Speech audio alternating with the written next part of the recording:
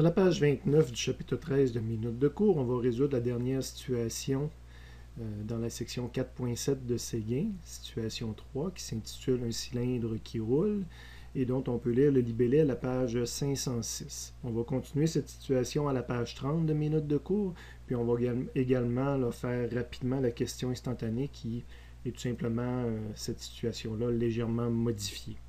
Donc, je vous recommande d'arrêter la vidéo, d'aller prendre connaissance du libellé du problème.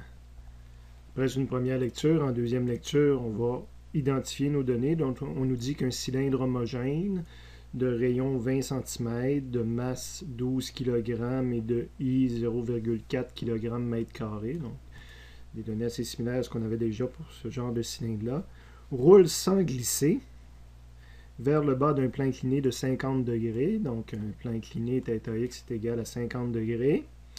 On désire déterminer l'accélération angulaire du cylindre. Donc, le alpha est égal à combien de radians par seconde, ainsi que le coefficient de frottement statique minimal qui doit exister entre le cylindre et le plan pour qu'on roule justement sans glisser.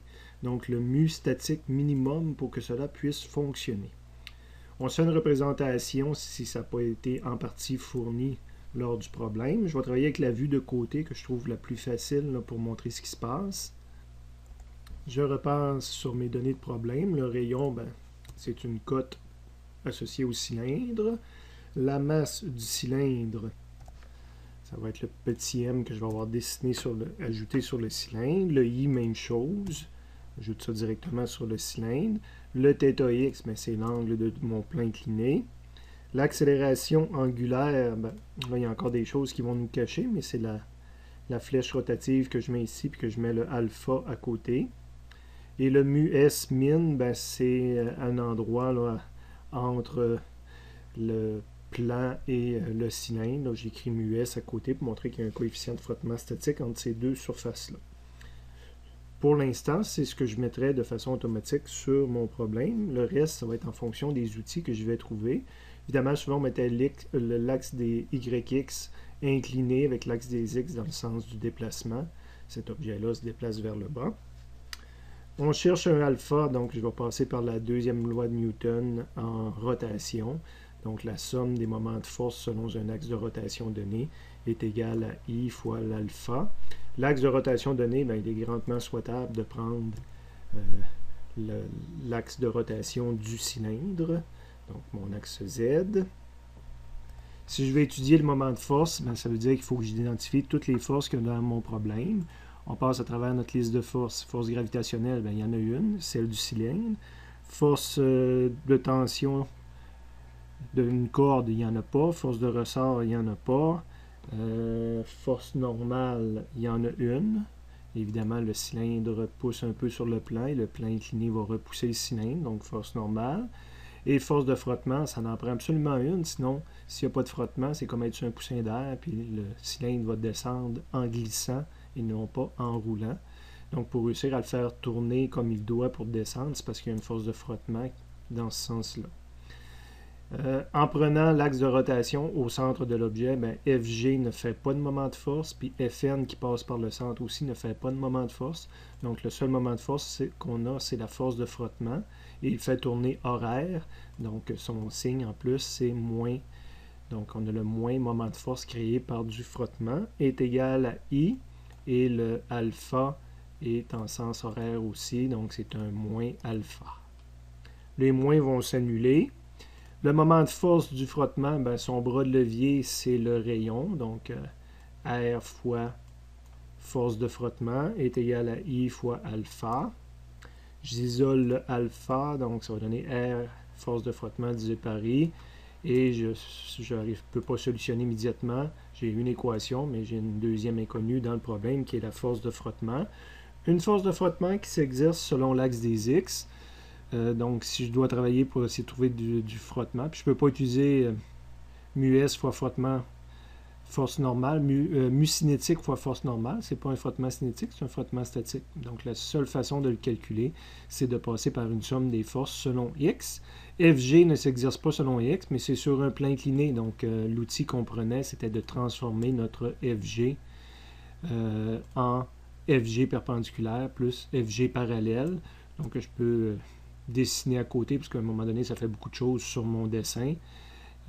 FG perpendiculaire par ici, puis FG parallèle. Le delta X qui est ici, mais c'est le delta X qu'on a là, puis on le retrouve dans les coins. Ça nous aide tout à l'heure là, à développer nos équations. Donc, somme des forces selon X est égale à MAX.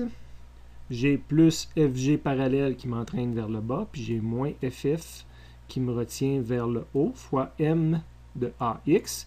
L'accélération selon X, je pourrais l'appeler tout simplement A, mais sur un objet qui roule, souvent on appelle ça l'accélération du centre de roue. Donc l'essieu qui est ici avance sur l'axe des X.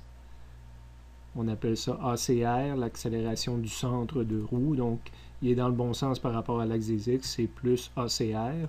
Prochaine ligne, je vais pas m'enlever ma parenthèse, là, que c'est MACR. Le FG parallèle, ben, c'est le FG qui est opposé à l'angle ici, donc ça vous fait apparaître un sin de θ x, moins force de frottement. Je vais pouvoir maintenant isoler force de frottement dans cette chose, dans cette équation. Force de frottement va être égale à mg, mon FG a été remplacé par mg, sin θ x, plus, pourquoi moins? Ah, c'est parce que force de frottement est négatif, fait que normalement lui aurait passé de l'autre côté pour devenir positif. Lui aurait gardé son côté, c'est pour ça qu'il était positif, puis lui aurait changé de bord, devient négatif de l'autre côté. C'est bien logique. Mise en évidence du M, donc il me reste G sin θ x moins l'accélération du centre de roue.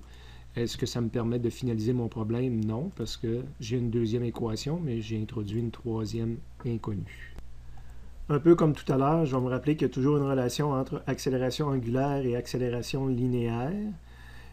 Donc, si j'écris cette équation-là, je risque de me créer une troisième équation sans avoir de nouvelles inconnues. Donc, l'accélération linéaire du centre de roue, on l'a dans le chapitre 13, on l'a dans l'équivalent dans le chapitre 5 aussi.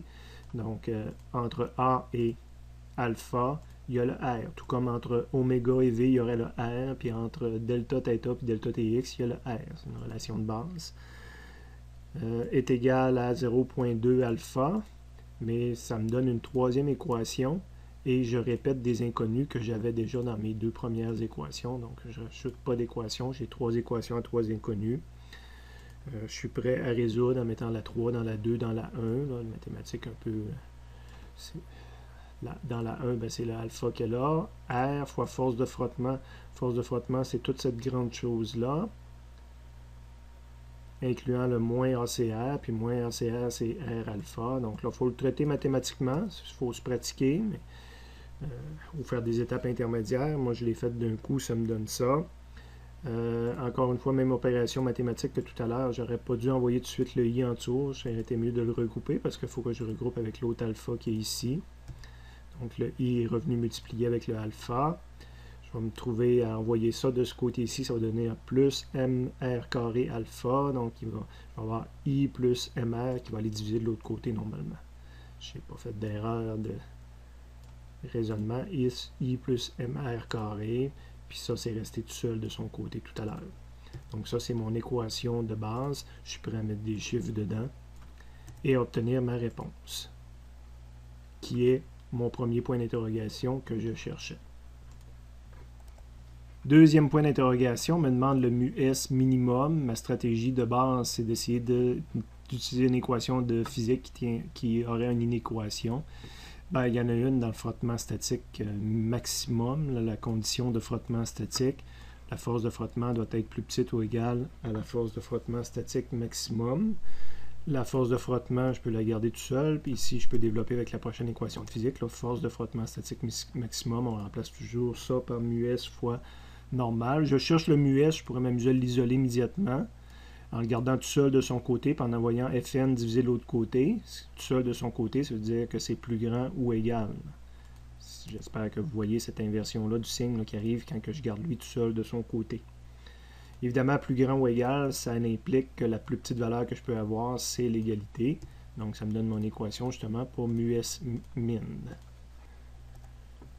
Mon premier terme en haut, excusez, mon premier terme en haut, force de frottement, j'aurais deux équations pour le trouver. J'ai celle-ci, puis j'ai également celle-ci. Je pense que j'ai choisi de le travailler avec l'équation 1, donc La force de frottement, ça serait I alpha divisé par R. Prochaine page, c'est probablement ce qu'on a fait en premier. Donc, de l'équation 1, j'avais I alpha divisé par R. C'est toutes des choses connues. Si quelqu'un veut le calculer, ça donnerait 30 newtons.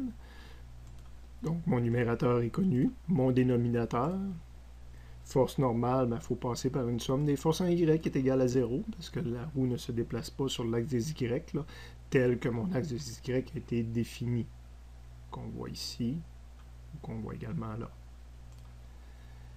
Les seules forces que j'avais en Y, c'est ma force normale. On va retourner sur le dessin. Ma force normale qui travaille en Y positif à 100%. Puis j'ai FG perpendiculaire qui travaille en Y négatif à 100%. Donc plus force normale moins FG perpendiculaire est égal à 0. Force normale est égale à FG perpendiculaire. On avait vu ça souvent cette année. FG perpendiculaire, ça va devenir FG cos de θ x. Retournez voir le triangle s'il faut. Et FG, je peux le remplacer par MG. C'est toutes des valeurs connues si quelqu'un veut mettre une valeur. Donc, je serais prêt soit à ramener les deux valeurs, soit les deux équations dans l'équation 4 de la page précédente. Mu S, min est égal à force de frottement, ça va être I alpha divisé par R, divisé par force normale, mg cos θ x. Donc, I alpha divisé par R, mg cos θ x, je vais avoir une équation, ou encore 30 divisé par 75,6, ou je mets mes chiffres à ce moment-ci. Dans tous les cas, je vais arriver à ma réponse. Et j'ai complété les deux points d'interrogation de ma situation. Ensuite, en question instantanée 1, que j'ai intitulé une sphère qui roule, qu'on peut lire à la page 507, on nous demande de refaire le problème. Je retourne à la page précédente, mais au lieu que ce soit un cylindre qui roule, c'est une sphère. Donc, le dessin serait le même, sauf qu'au lieu de représenter un cylindre, mon rond représente une sphère. Ça serait la même équation. Ça serait la même équation. La seule différence, dans le fond, c'est le I qui va changer. Le I ici qui nous était donné de toute façon, mais là, le I d'une sphère, ça va être autre chose. Donc, tout le reste, le raisonnement est identique. Fait qu'on cherchait, la question instantanée, c'était la nouvelle accélération angulaire. Donc, l'équation qui est ici est valide. Si tout ce qui est en haut est encore bon, cette équation-là est valide, c'est juste qu'il faut que je change mon I. Fait que je retourne à la page 30. J'ai les mêmes données que la situation 3, sauf que le I, c'est le I d'une sphère. Et je cherche toujours l'accélération angulaire. Le dessin, c'est le même. Comme je mentionnais, pour trouver mon point d'interrogation, je vais prendre la même équation que tout à l'heure, mais là, ça me prend une nouvelle équation de I. Donc, je m'en vais dans mon résumé, puis je vais chercher c'est quoi le I d'une sphère. Si on va dans le résumé, on va s'apercevoir que c'est 2/5 de m fois r carré. C'est ma deuxième équation. Je pourrais toujours la calculer, mais je l'ai mis la 2 dans la première. Donc, le numérateur est resté inchangé, puis au dénominateur, j'ai remplacé I par 2/5 de mr carré, ce qui permet d'observer que les m vont se simplifier. Donc, dans ce cas-ci, mon accélération angulaire est indépendante du m, ce qui était vrai tantôt aussi, parce que le m était caché à travers le i. Donc, cette accélération-là ne dépend pas de la masse de l'objet. Intéressant, comme observation physique. Je suis prêt à mettre les chiffres dedans, excusez, si je veux. Ou encore de faire une simplification, 2/5 plus 5/5 donne 7/5. Donc, si j'ai besoin encore d'une équation plus fondamentale. Et je suis prêt à mettre les chiffres et obtenir la nouvelle réponse pour ce nouvel objet-là.